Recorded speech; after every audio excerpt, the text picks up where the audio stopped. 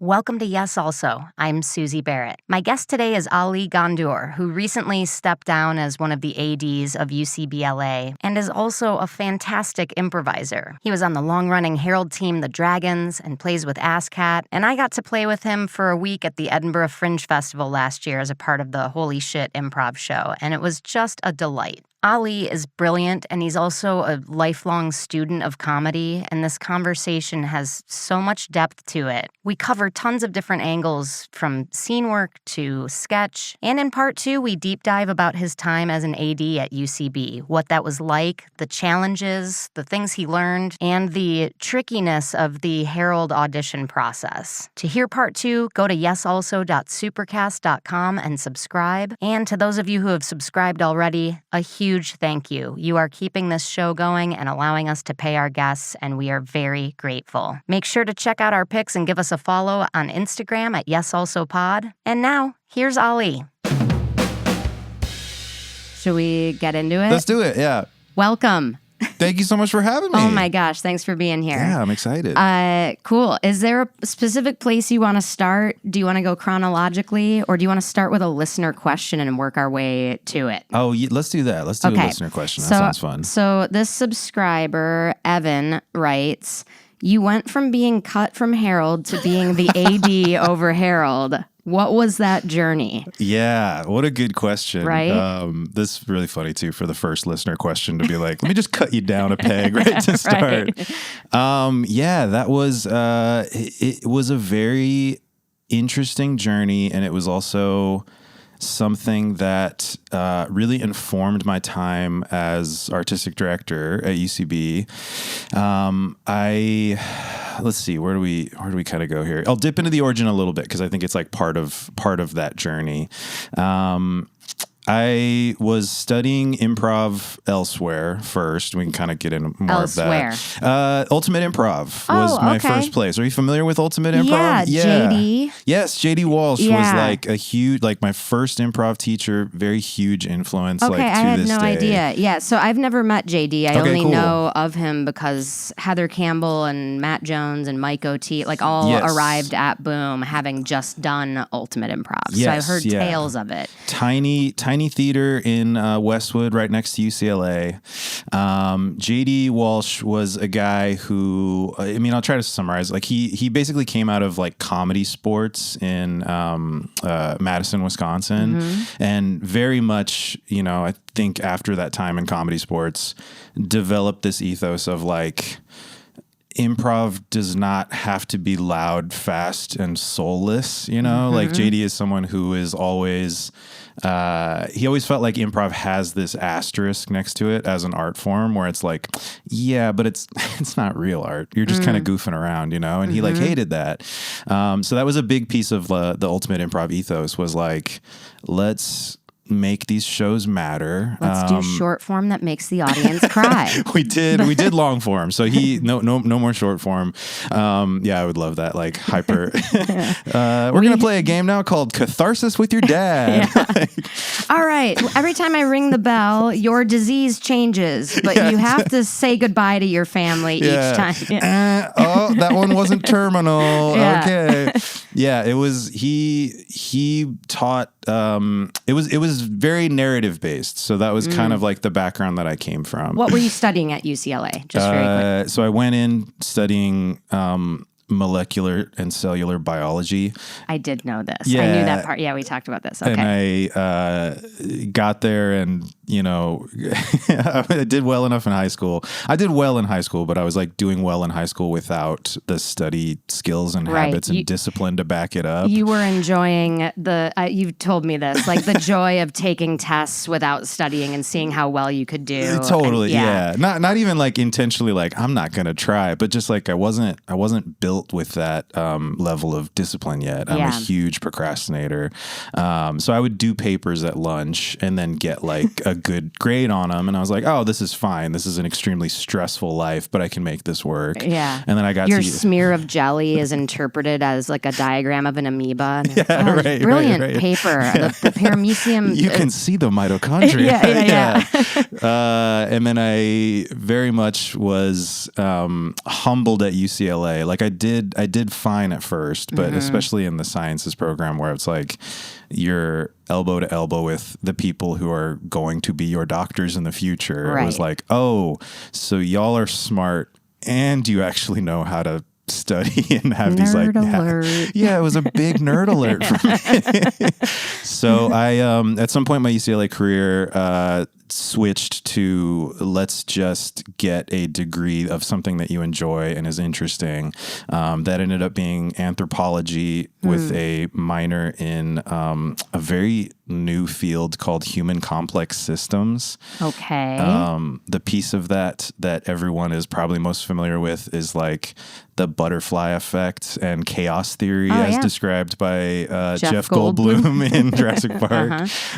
That drop of water on the hand. It's kind of that idea of like with a very small set of rules, there are often these very emergent behaviors that are extremely hard to predict.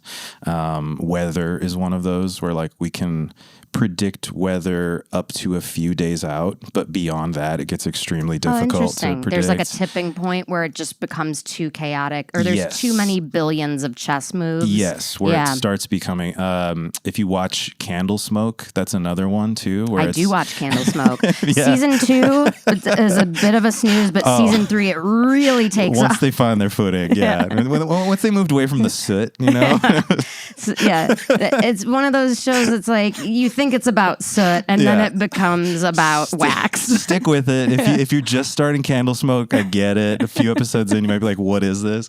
But yeah, like you'll watch Smoke, and it goes, up in a like fairly predictable kind of pattern, and then once it hits a certain height, it just goes insane and starts becoming like so that is interesting. It's a really interesting. Birds flocking is another one too, where it's like with very like a small set of rules where it's like maybe if the bird in front of me does this, I do this.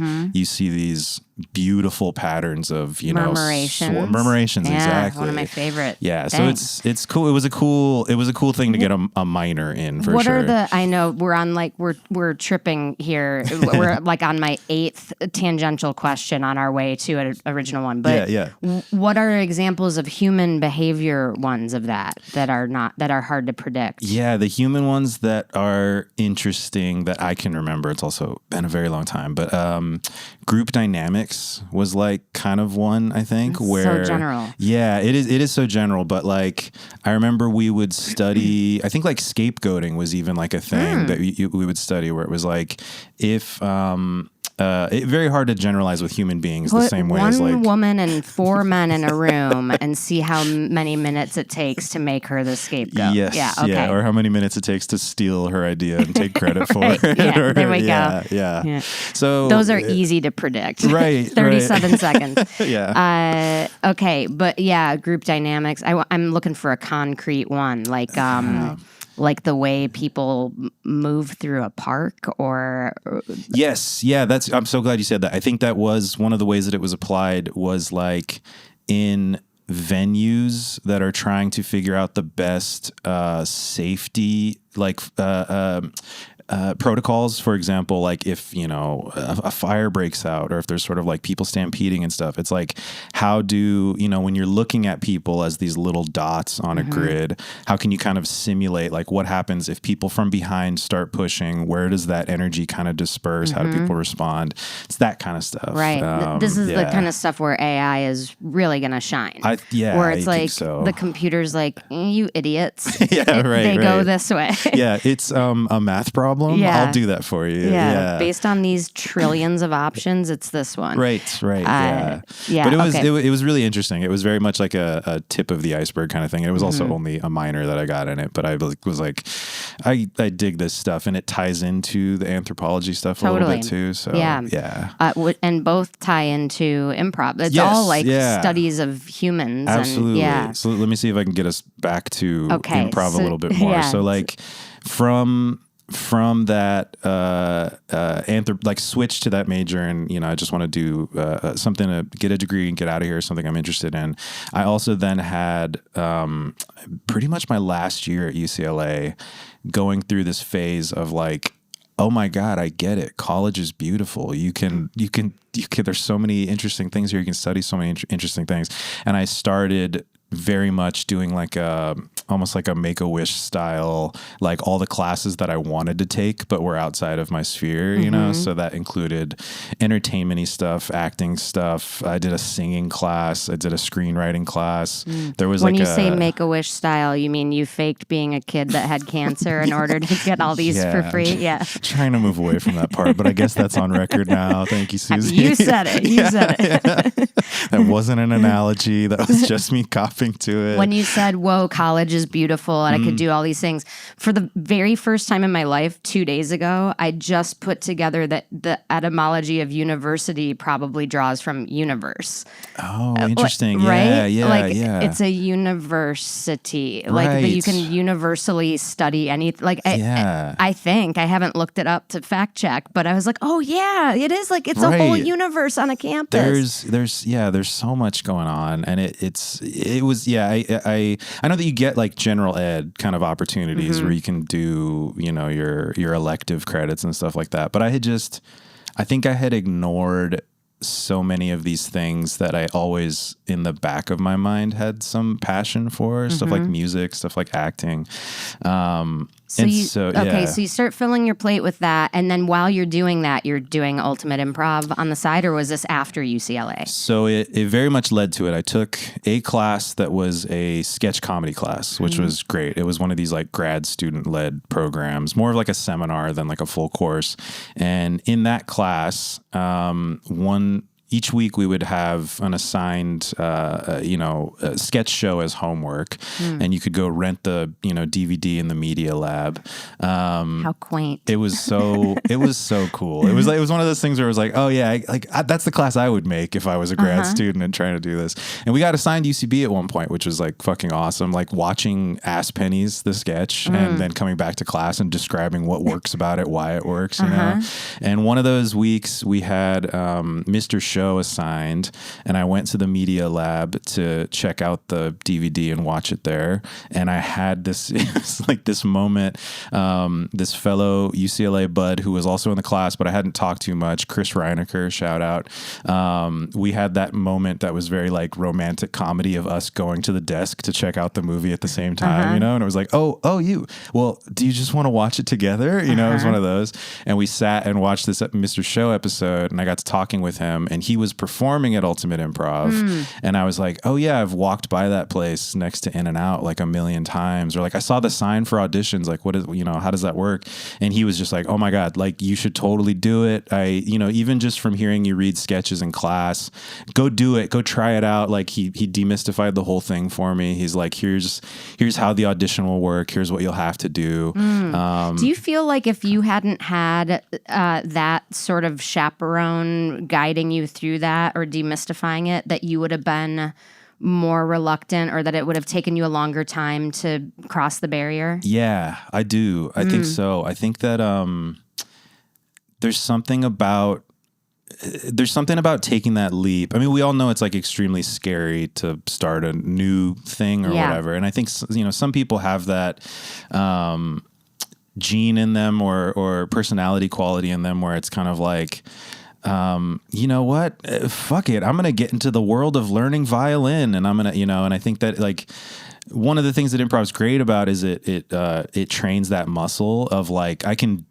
do something new. I can jump into it. And I definitely didn't have that in that, at that level of strength without that, just that connection of, I now have a friend who does this. I'm not going to walk into a room and it's going to be, a bunch of people staring at me like, who are you? Why are you here? Right. Like it's a very, and I think, and to know what to expect and how the auditions go, and to kind of, and even that vote of confidence of like, you're going to do great. You're going to do fine. Like just give it a shot. Just bring some of your sketches in and read them. Trust me, right. They're going to love it.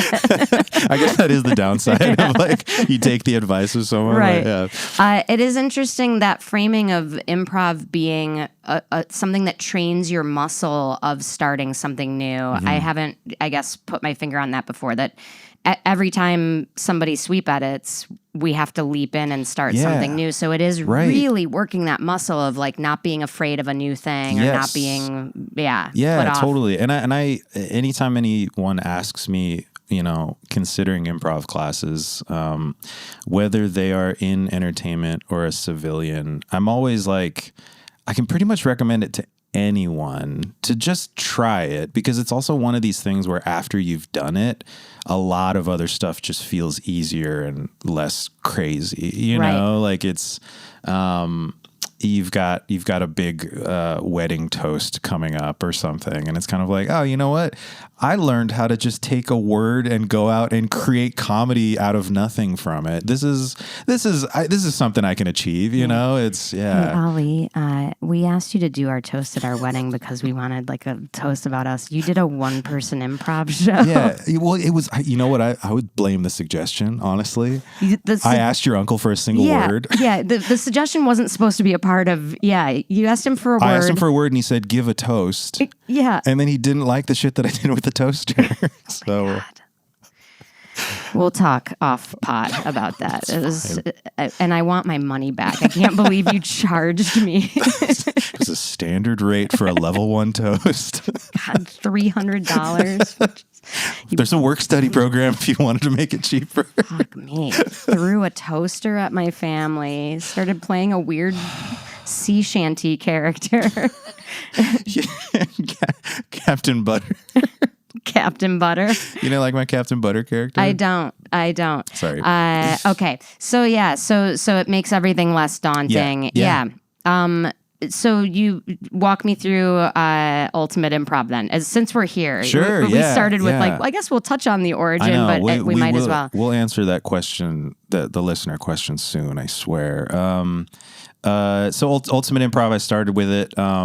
I think that Ultimate was a place that very much gave me a lot of the just straight up existing on stage, performing and pretending muscles. There's like I said, it's a lot of it is like narrative based, so it's kind of like, what story are we telling in the show, which can be extremely satisfying and like very cool. Did you learn a specific story structure? Like were you trained in narrative structure for it? I'd say like within scenes, the framework was relationship, reveal, reaction, which was kind of like every scene had a reveal. It's not every scene, but those are very much like tent poles that can leave this satisfied. It's I think there's a lot of, you know, overlap with any kind of improv thing, like relationship being like base reality, just like who are we to each other? Like, what's the deal? If we don't know who that is, then we have nothing to kind of build upon. And then reveal would be like, we've set the status quo. Now something happens to change it, right? And then the reaction is just like, what happens in response to that? What happens next? Those were a lot of the main ingredients for that kind of like ultimate improv model, which I, you know, still find incredibly helpful as something in the toolkit, even with UCB stuff. Yeah, it's a great rewording of what UCB teaches, which is like just do a base reality, play it completely normally, and then something unusual will emerge. Right. And when it does, you have to notice it. Yeah. And that's the reaction. Yeah. Yeah, and it's the same stuff that would fall flat in that relationship reveal reaction stuff is the same stuff that would fall flat in the UCB stuff, which is like, we had a reveal and you just didn't care about it. You didn't like it didn't matter, or the unusual thing just flew right over your head and you kept that as the status quo and we never like recognized it or framed it. Right. Kind of thing. Yeah. Like, how did you not notice that he said he was going to clock out and head home and it was 9:05 a.m.? Yes. Like, yeah. Yeah, that kind of stuff. Yeah. What a great scene idea that would have been. Oh, my God. Yeah, for real. Oh, Ollie, if only I had been a part of your cast. Let's see a second beat of that. What, 9:04 this time? That's funny. It did heighten. Yeah, so there was that element of it. the other piece of my time from my Ultimate Improv days that I think was also extremely formative was this competition show called The Execution. Okay, this sounds familiar. Yeah, they did one at Ultimate, and then they later did a more successful one at IO. At IO, that's why I know of it. Okay. Yeah, and so that was JD's this was form like there. there's like a big cast, and then each week the audience votes to eliminate someone. Yeah, it was brutal. It was very much like the American Idol improv show, and so those were some of my I had been on house teams at Ultimate there, but I think those. Talking to anyone who's done that show, it's very much like a through the fire and flames kind of forging of surviving on stage, and it's the audience can vote at the end of each show. The audience can vote to keep people safe. And then whoever's not safe has to compete in these final challenges that would always be diabolical. What are the challenges? The challenges would be pull one person up from the audience and do a scene with them. Okay. Or the challenges would be you are going to do now a 3-minute scene with no words. Mm-hmm. Or, they would be improv kind of challenges that would range in that way. I'm trying to remember some of the craziest ones. I love the gameplay of that stuff. Yeah. I don't love that it's competitive. And individual and too. individually Yeah. competitive, Yeah. right? Did that sour the show? Did it have a pallor of we are adversaries and we shouldn't be, or I think that's one of the inherent downsides of it. But I will say that the people who did well were never I'm out to fuck over the other contestants. Yeah. The people who did well were the people who were when you got paired with another contestant, it was hey, let's have the best scene that we possibly can, Yeah. And then you would do your scene, and then a panel of 3 judges would kind of basically give notes on your scene. Talk about I've really seen you improve a lot over this competition, or yeah, Ali, I've seen you do a lot better than that, and I'm kind of worried about you for the rest of the show. I hope you can turn it around. It's that kind of stuff, and you're just sitting with there their giant Coke and drinking their Coke cup, and yeah. We all wore suits because that was another piece of the show that we had to do. We all got prison nicknames. So you weren't got even prison nicknames. Yes, the host Scott Cushman, very very funny, good host at this. He would on week 1 of the competition, he would assign people prison nicknames, and it was usually just from the cuff by looking at you or your vibe, or if you said something, then it would shoehorn into it. We gotta unpack it's a this. Yeah, it's a whole. You it's a say wild the show. genre prison nicknames, and I'm think of what would I name? What would be? I can't name a prison nickname, and this guy was just firing off 16 of them every time you did this show. Yeah, one of the. I'll try to remember a fun BJ Averill was in one of them, and Scott Cushman, I think, gave him Del Far Away was his from the hip kind of one for him. There was a year that he cursed me with it because I had an early good scene, and Scott named me the guy who's gonna win it all, and this was the very beginning of the competition, so it put this fucking awful target on my head for the rest of it. Terrible target. Yeah, it was insane. Also terrible prison name. Terrible prison name. Yeah, I guess prison name loosely, The other one I got, I had a pretty big afro at the time. We were in suits, and he named me Samuel L. Travolta, which was a pretty funny hybrid one. But yeah, that show. All right. Okay. Yeah. All right.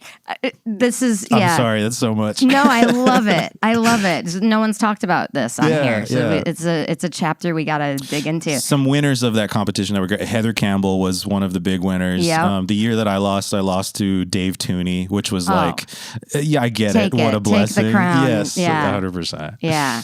That's so funny. I can't picture him doing something like this. But yeah, like I said, it as a game, it sounds really fun, and I wonder if there's some revival of that's not so cutthroat or not elimination based or yeah.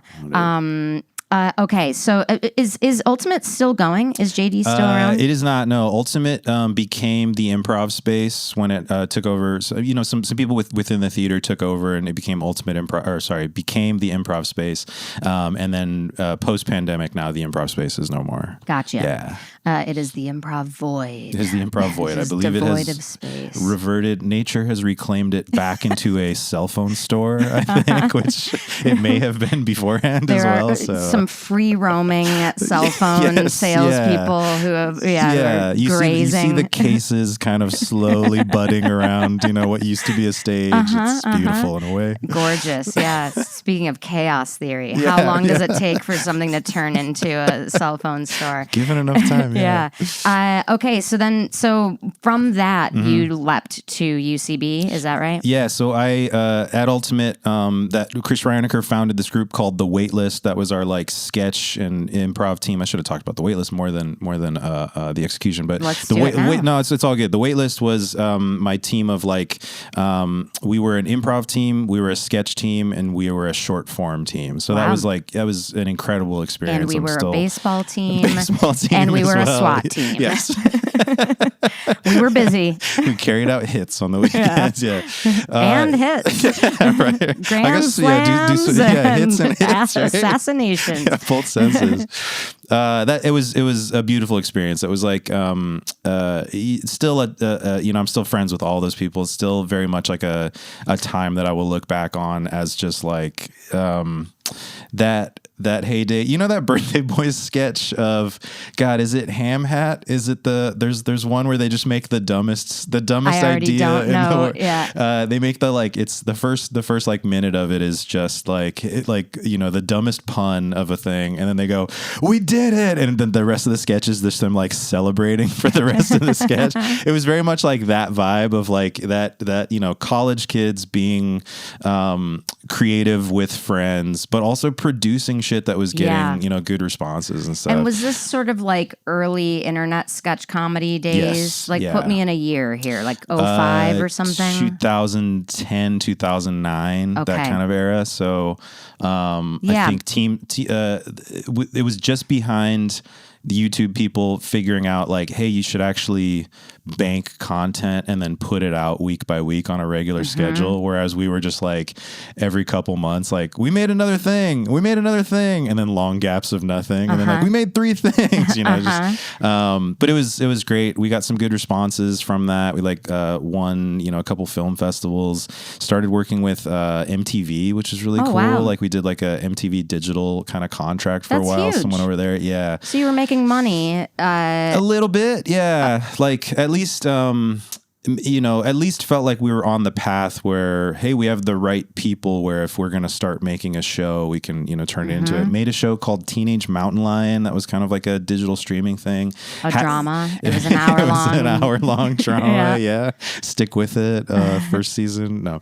It was on Hulu for a while. It was like we had it streaming on Hulu, which for us, that was like... That's huge. A fucking win. Yeah, that was insane. All of this is a win. Yeah. I mean, frankly, even just to find people who are like-minded, that share a sense of humor and have the same motivation to make stuff and put stuff out, that's already a win. Absolutely. But then like to get positive recognition and some money and some avenues being paved, like that's great. Yeah. And like learning a lot from that too about like what your own individual comedic voice is, how the give and take works, and like, you know, collaborative writing and collaborative producing. Walk me through. I know some of that is like too ethereal to explain the feeling of how you learn give and take. But any specific nuggets that you can use as advice for people? I think like one of the things that we really liked when we were writing together was the ability to, you know, going back to like yes and, the ability to like take a small kernel of, you know, maybe the dumbest pitch that just made us giggle a little bit, and then build up an entire structure around that of like, how far can we take that?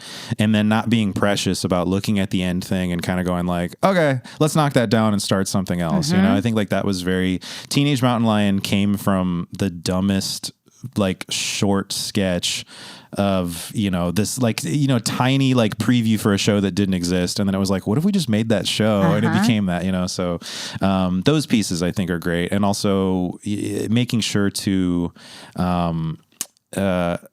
respect that other people are going to have different lenses on what you bring to the table, and like being open to, hey, maybe their twist of your idea might immediately kind of cause some friction of like, oh, but that's not what I was going for, but to hear it out to see where it develops and where it develops into. And it's like, you still have your original idea. You can still work with that. Yeah. You could make both of them, like write both and see how both scripts turn out. Is that the process? Or like just kind of like giving that room to flesh stuff out and not being precious about the ability to also then just tear down that whole Jenga tower afterwards and start on something new. Yeah, that's interesting. What you just described when you said the jumping on other people's ideas. But then you turned it back on yourself. It's like that's something I hadn't considered, which is like, okay, you bring in a sketch and everyone's like, oh yeah, and then it could do, and you're like, no, but that's not what it was meant to be. Right. But yeah, it has to go both ways. If there's a spirit of collaboration and adding on, then when you do that to others, they do that to you, and you have to not be defensive and precious. Yeah, absolutely. And it's like until you're spending money on it or producing it, it's like, it's just ideas. We're all just talking. This is all free, right? And should be fun. Yeah, exactly. Was the when you said it helped define your own voice as a comedian? How would you describe that? Oh God, what a question. Thank you so much. Yeah, my own voice as a comedian. That's one of those things that's difficult to describe. It's like, I've thought about how my brain is truly like 60% The Simpsons. Like just growing up, there's so much of that.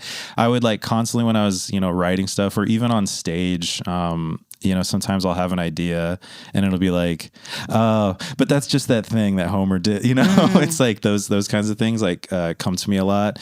So I really, I guess like digging deeper into that, I enjoy playing with audience expectations a lot.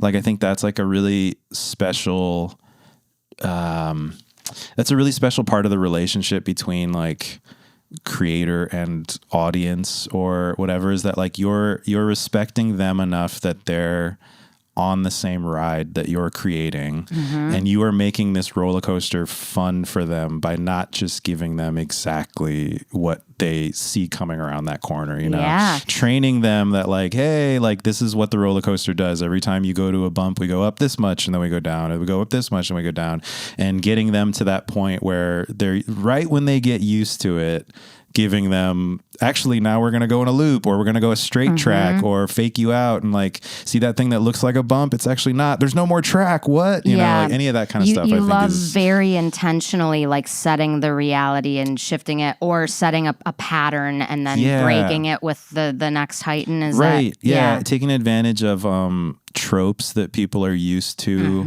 and kind of using it against them, going back to The Simpsons, the moment when there's Homer kind of looks, Homer's dressed up like Krusty, and they realize like, oh, they both look like Krusty, and one of the mobster guys has this line where he's looking at both of them and he goes, what? I'm seeing double. 4 Krusties.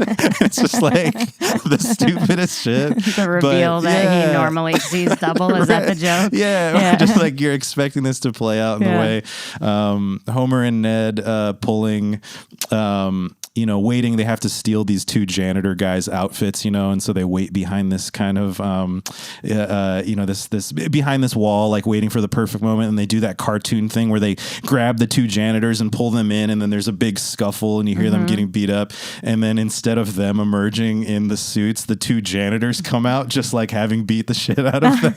Like, not even wearing their clothes. The janitors come out still in their own clothes, and then Homer and Ned emerge just like having had the crap kicked out of them. You know, it's like that kind of stuff is, I love that because like we all have, you know, media and these tropes like in our blood. So it's just, bending new relationships out of that kind of stuff. I guess that's like one piece of my voice. That's a great example. That the janitor thing is just so perfect. And in the play at home game in my head, I was like, oh, is the flip going to be that the janitors come out wearing their clothes? But that's even better. There's just no agenda. They don't get anything out of it. And that's also like, that's extremely, another piece, I think, like I love, you know, grounded stuff that's relatable and heightens. And I think like there's so much of reality that is just funny as hell. And that's another piece of that too, which is like, like Homer and Ned wouldn't be able to beat up these janitors to take their clothes. Like these guys look tougher than they are, you know? And let's play that out. Like, what's the reality of that? Like, no, if you attempted that, these guys would probably win, you know? It's that's so fun. That kind of stuff is always fun. Yeah. Comedy is when things don't work. Things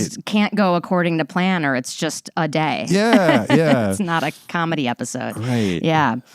Okay, so where we are in your journey is you were talking about your sketch group. We're doing this like the sketch improv group. We're doing shows as the wait list. We used to put on these big shows at UCLA, and then from there there was a Tourco show that came to UCLA once, a UCB Tourco show.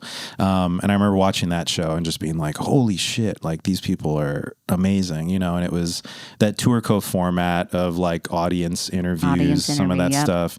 And just seeing the way that they worked with premise was like incredible, the way that they were using exactly what came from us, but immediately staging it in these, you know, very, very powerful initial ideas that would then also heighten to like things that were completely different. Saw that. I saw ASCAT tour once at UCLA, which is really cool. I think it was right around when they were still promoting Franklin as like, we've got classes over in Franklin now, like come out and do that, which was, you know, also incredible. And so that got me interested more in like UCB as the theater. I think some of the first shows I saw at UCB were Convoy, which was just mind-blowing. Dirkus and Fernie doing like some of their early run at Cage Match, where I was just like, this is so funny together. Is like so powerful. And then a drug cage match show. I think maybe like a drug cage match might have been my first like in the building UCB show, which I was also just like, this is the coolest fucking place ever. For the listeners, we've talked about this on this pod, but not in every episode. Years ago, UCB used to do a once a year drug cage match that was 3-person teams. One team was completely drunk, one team was super high, and one team was on mushrooms. Yes. And it was a cage match. And I was on team drunk one year. It was one of the only times I've ever blacked out. Oh my God. Just like, what a wild, it's such a cool, talk about a social experiment, anthropological experiment. Yeah. And like, I remember just cracking up at, you know, some of the stuff that you might expect from that. Like I remember expecting Team Shrooms to be, you know, you're sort of like, oh, I bet it's going to be the most like psychedelic, like creative, you know, kind of stuff. And then I remember watching Drew DeFonso Marks just do like a scene about a sweater for a long time. And it was like him just being kind of like trying to get to the heart of like, but this pattern is this, and this pattern is the, you know, I mean, everyone was insane. And also Team Booze is always just like a nightmare, barely on the rails, sometimes off the rails, but just a total nightmare devolving into talk like improv scene, and then like fact about who on this group used to, you know, sleep with each other, and like that. It was fucking insane. Yelly, sometimes like pulling their shirts up. The buffet of those three things side by side is a real reveal of our culture, to be like, that's the drug that's legal. I know, the one where people turn mean and sexual and gross and can't read the room. And these other ones are lovely and funny. And they're like class A, like prison time. If you're, it's ridiculous. Yeah, nuts. Yeah. So what was your UCB experience as a performer like? And then we'll get into your experience as AD. Oh, great. So I took classes. I went through through 101 through 401 pretty quick. Just kind of, by that I just mean like back to back. As soon as one was over, I jumped into the next one.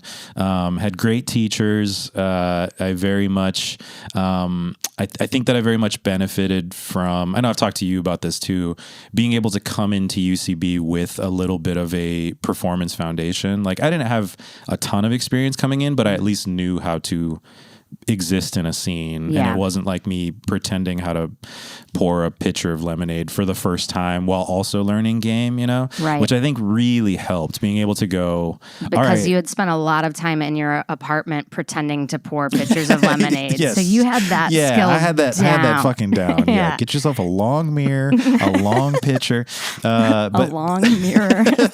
Ollie, you have horizontal. Is that where we're going? Yeah. Just a big driver's mirror. Like a mirror. But being able to go in with the kind of like, okay, I feel good about being able to do scenes. Now, what's this place's thing about? Oh, game, great. Like, give it all to me. Like, what's the recipe? What's the philosophy? And I think that helps so much, just focusing on that and being able to kind of turn down the dials on some of the stuff that was crucial to me, which was like, some of that more like narrative or story kind of stuff, and just like, oh, we're taking the funny thing and just figuring out how to hit it the most and hit it in the most surprising ways, get the team involved in that, and then we're moving on to the next thing, And I think that really, really helped me. Because it's so focused, right? Yeah. It's like we're all working on the same project. Yes. And because we've announced it with this very clear vocabulary, right, now we can all be clear about that. Yes. So that mystery is taken out of the equation. We're not just wandering around stage wondering what's going to happen. We are focused on the same goal. And I think that is something that can, even at, improv theaters or philosophies that like have the best intentions, I think that goal can still be very fuzzy in an ethereal way. And I think that like UCB and like game in particular has this agreement of like, hey, we want to do funny scenes, and this is going to give us the highest probability of that. I think that like in my other, improv experience, there's a little bit more of like, we're going to try this 10 times, and like every, 2 or 3 times that was magical, right? Let's try to get there again. And I think like UCB did such a great job of going like, yeah, we like can get a higher hit rate of that. Right. Here's how to make a funny scene. Here's how to find the funny scene, find the funny thing, get on the same page about it quickly. And here's how to keep that funny thing alive, heighten, explore it. Yeah. And then get the fuck out on a high note. I know. I think they did such a good job of reverse engineering comedy and being like, you know what? Skip all the meandering. Right. Here are the 3 things to do at the top of a scene, and then you're in, and now you can really play. Yes. Yeah. And I think that like it's crazy when I look back on, I think like game is such a part of comedy, like nature, almost like the natural world, because like it's such an observable property of things that are funny. I don't think it's like the only thing that makes something funny, but when I go back and look at sketches that I wrote before UCB, before knowing anything about game, like the ones that work are the ones where I stumbled into a game, probably because I was emulating this thing that I knew was on some level working in this like pattern based way. Yeah. And it's crazy. And you look at stuff and you're like, oh, this didn't work because you had a funny idea here, and then you didn't stay with that thing or figure out a way to heighten and explore it. Or you added other funny things that are a different game that would be a great sketch on their own. Right, right. I when I teach game and premise to students, I use SNL sketches as an example. Right. Like it's so night and day.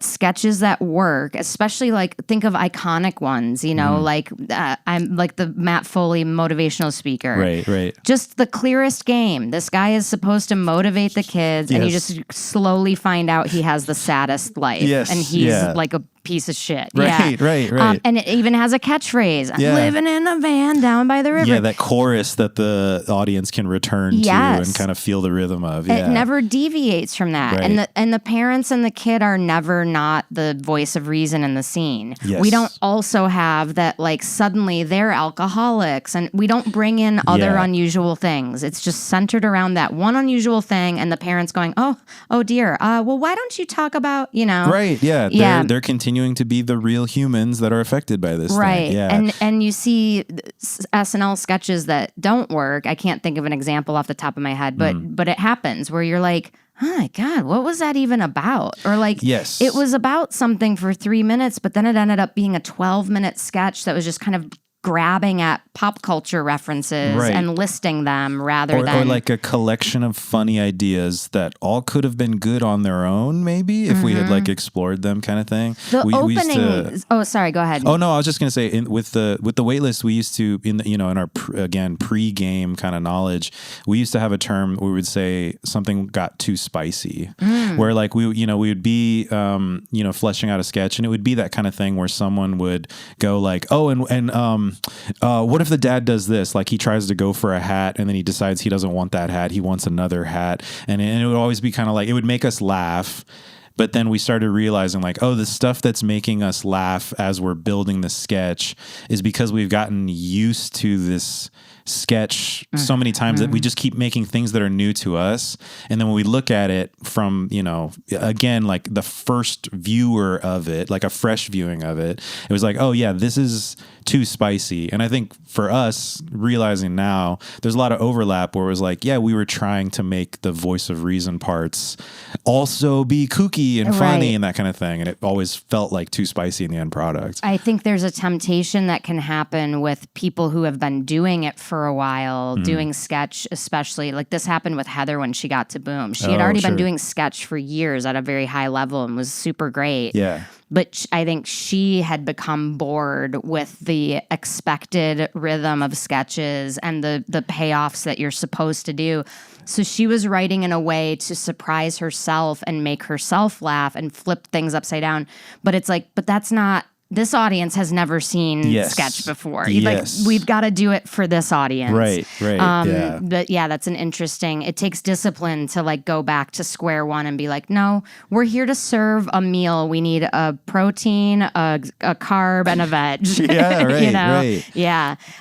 But what I was going to say before that train of thought is in my memory, a lot of the first, like the opening sketches in an SNL episode often fall victim to that like too many unusual things thing, where they're like they're just trying to work in like all the news of the week or something, and there's just too many plates spinning and it's not focused. Yeah, and in improv, like you see it, it's such a good skill, it's such a finesse of how to be the voice of reason who is also funny but isn't pulling attention away from the unusual thing.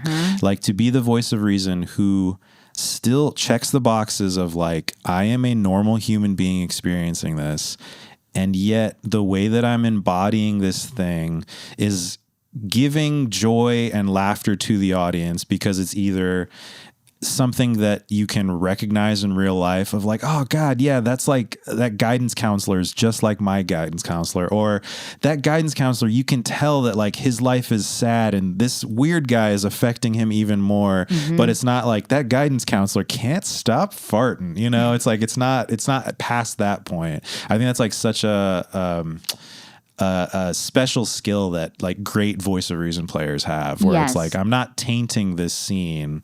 I am existing. I'm doing the role. And I'm also not a flat robot who's like, you are being weird because, you know, it's, finding some mirth in what traditionally is kind of the buzzkill character slot. But not being a joy kill for the room. How do you ignite joy in the room while buzzkilling the person who's misbehaving or whatever? That was on with Herald Night, and a big thing that I was like, pushing for Herald teams to kind of do more of was to use that voice of reason role to allow the audience in on what you specifically find funny about this first unusual thing or weird behavior.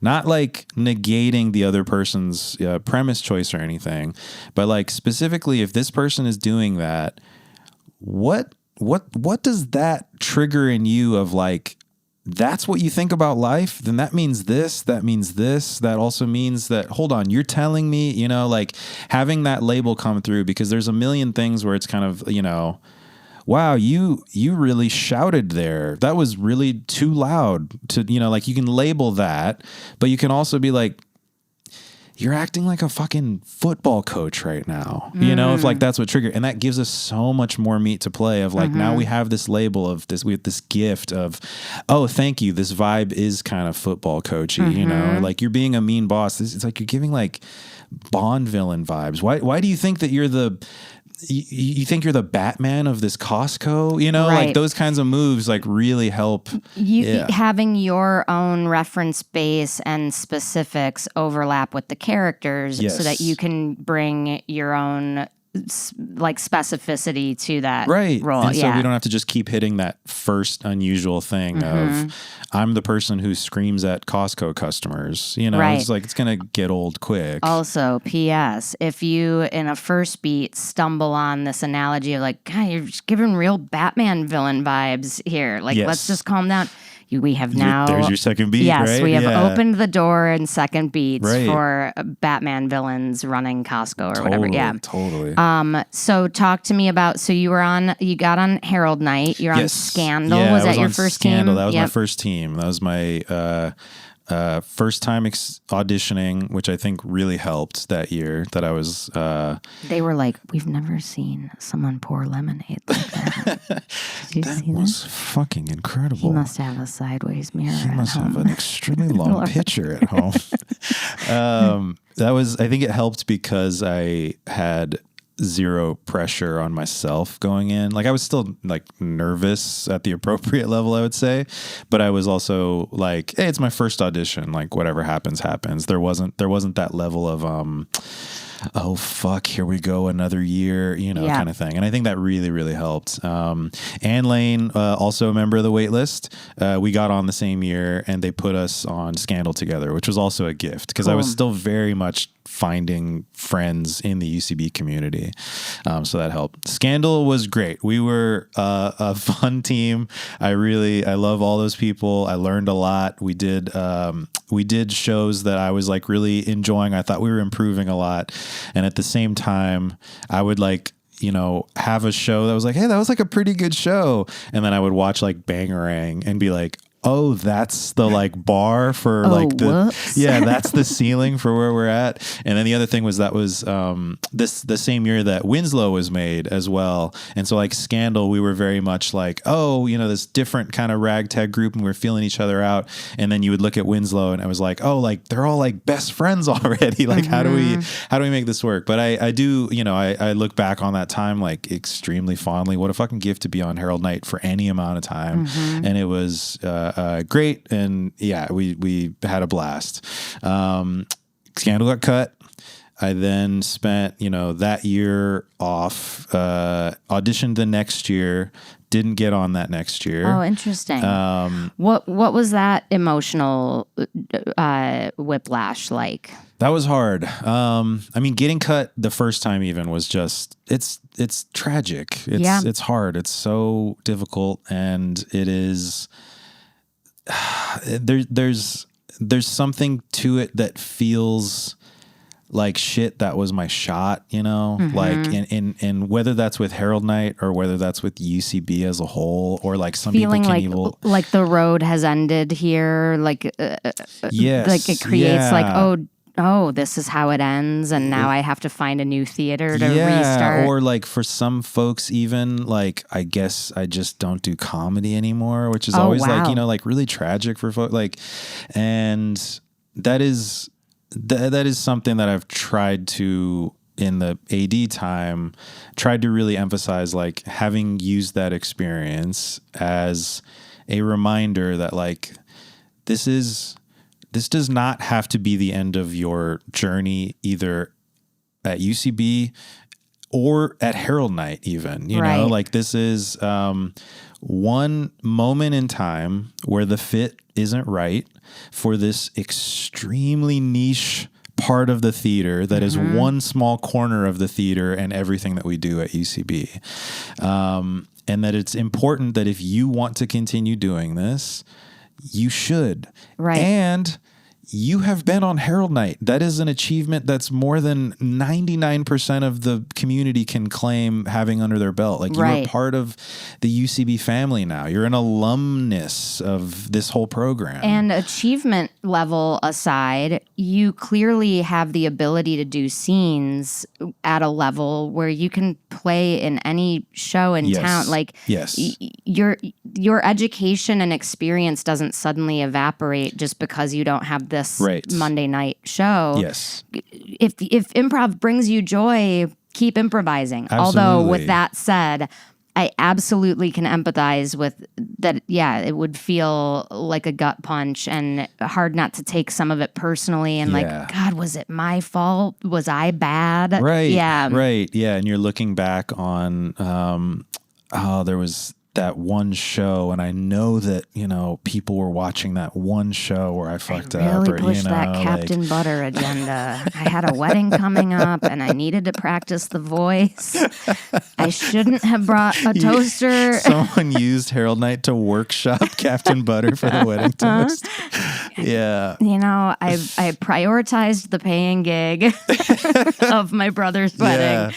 Yeah, you got to put family first sometimes. Yeah. For part 2 of this episode, go to yesalso.supercast.com. If you like this podcast and you want double the content, head over to yesalso.supercast.com and subscribe.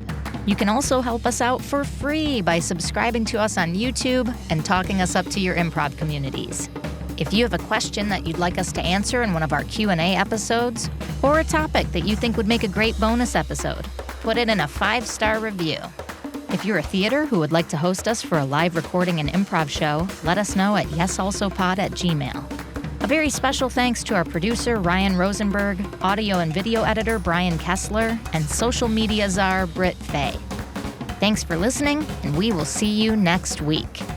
No, we won't, Suzi. That's not how podcasts work. They won't even see us. They will listen to us. So it's actually the opposite of both things you said. Thanks for listening, and you will listen to us next week. Maybe. We don't know.